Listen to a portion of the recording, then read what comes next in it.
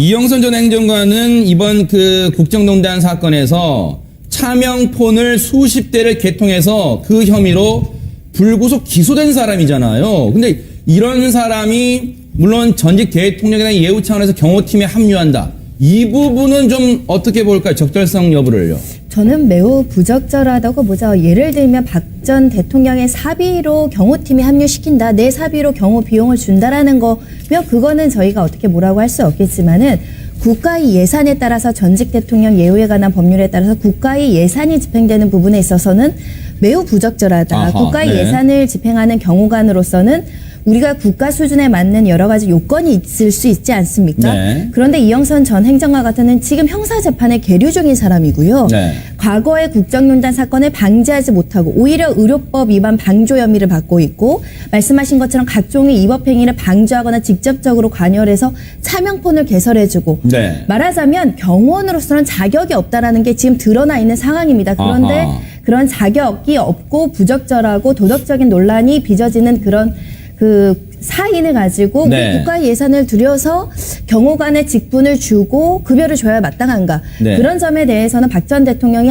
다시 한번 고심을 할 필요가 있는 것 같고요. 아하, 네. 이 국가 경호 예산을 집행하는 쪽에서도 이 여러 가지 요 경호관에 한해서는 조금 자격이 없는 거 아니냐라고 네. 한번 브레이크를 걸어야 되는 아하. 부분이 아닌가라는 행정관은 개인적인 생각입니다. 지금도 청와대 직원이잖아요. 그런데 그 자리에서 물러난 박근혜 전 대통령을 보조할 수 있는 겁니까? 보잘 수가 없죠. 왜냐하면 3월 10일 날 11시 22분으로 기해서 박근혜 대통령은 대통령이 아니라 자인으로 돌아간 거 아니에요? 네네. 그러면 이영선 행정관의 윤전추 행정관은 대통령을 보좌하는 청와대 직원이고 공무원이지 않습니까? 네. 근데 박근혜 대통령을 보좌하는 것 자체는 좀 문제가 있는 거죠. 만약에 박근혜 전 대통령이죠. 계속 저희가 입에 익어서 대통령 얘기 나오는데 박 전 대통령이 탄핵이 결정된 다음에 만약에 이런 식으로 박 전 대통령을 동행하고 하려면 사실 사표 내고 따라가든지 이제 그런 게 맞다고 봐요. 그럼에도 네. 불구하고 물론 이제 주말이라서 공무원이 뭐 일을 할 수 있는 그런 시간 아니잖아요. 네. 그래서 이제 법적 문제는 없다 하더라도 저것은 뭐 사실은 맞지 않는다고 보고요. 네. 또 향후에 아마도 어차피 윤전추나 이영선은 사직을 하고 박 전 대통령을 따라가서 보좌할 가능성이 크다고 봅니다. 네. 또 경우에 따라서는 사실 박 전 대통령이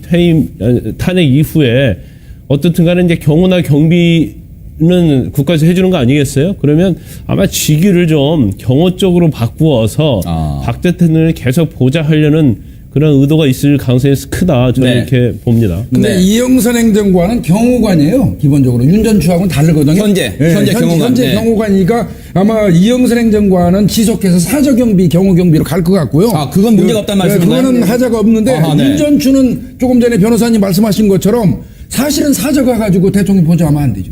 청와대 직원이 개인을 가서 개인 업무를 도와주면 안 되죠. 그런데 그 이영선 이제 행정관이 경호실로 발령을 받아서 간 건 맞거든요. 네. 근데 경호실의 지금 임무 자체가 대통령에 대한 경호잖아요. 현직 대통령에 그렇죠. 대한. 그렇죠. 일단 퇴임 후에 대통령의 경호는 또 경호팀을 짜야 하거든요. 네. 근데 그런 것이 아직 짜여지지는 않는 것 같아요. 아하. 그런데 아마 이영선 씨 같은 경우에는 결국 이제 박 전 대통령의 경호 임무를 네. 띄고 임무를 아마 바꿔서 네. 박 전 대통령을 따라갈 가능성이 크다 이렇게 네. 볼 수 있는 거죠.